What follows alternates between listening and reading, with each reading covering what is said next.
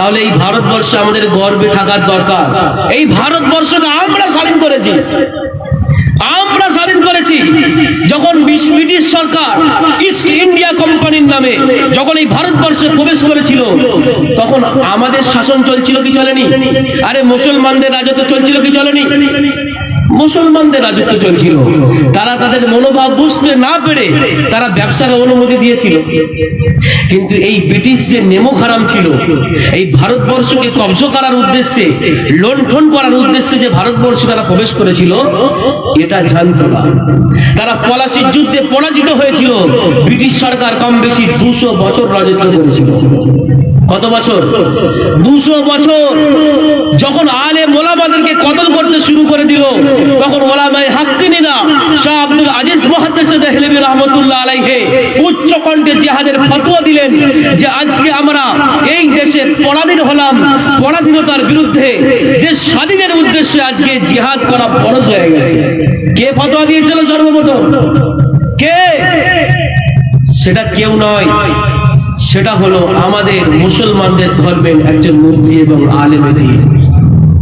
আজকে ইতিহাস তো চেপে দেওয়া হয়েছে, ইতিহাসকে লুকিয়ে দেওয়া হয়েছে। আজকে সত্য ইতিহাস যদি খুঁজতে হয়, গোলাম আহমদ মুর্তজা রহমতুল্লাহ আলাইহির কিতাব পড়তে হবে, চেপে রাখা ইতিহাস পড়তে হবে, ইতিহাসের ইতিহাস পড়তে হবে, রক্তাক্ত ডায়েরি পড়তে হবে। চোখ খুলে যাবে মুসলমানদের ভারতবর্ষের স্বাধীনের তাদের কি অবদান ছিল। আজকে তো এই প্রফুল্ল, নেতাজি, এই দীনেশ, বাদল, এদেরকে ছাড়া আমরা চিনি না। আর পতাকার সামনে এদের একটা ফটো দিয়ে আমরা পতাকা তুলে দিলাম, মুসলমানরা পতাকা তুলে দিলাম। তাতে আবার ওই বন্দে মাতারাম দিয়ে পতাকা তুলে দিলাম। বন্দে মাতারাম যখন কথা বলে ফেলেছি, একটা কথা বলে দিই, এটা বলা চলবে মুসলমানদের? চলবে? ইসলামের কথা যখন চলে এসে বলে দিই, সতর্ক থাকা দরকার। জয় হিন্দ, জয় ভারত বলতে পারেন, ভারতবর্ষ জিন্দাবাদ, স্বাধীনতা দিবস জিন্দাবাদ, 15ই আগস্ট জিন্দাবাদ। যারা দেশ স্বাধীন করেছে তাদের জন্য আমরা সকলে খুশি, আনন্দ, সাধুবাদ জানাই, অনেক নারা আছে। কিন্তু আমরা যদি বলি কি তো নারা দিলাম, বন্দে মাতরম, এরা শরীয়তে নিষিদ্ধ আছে।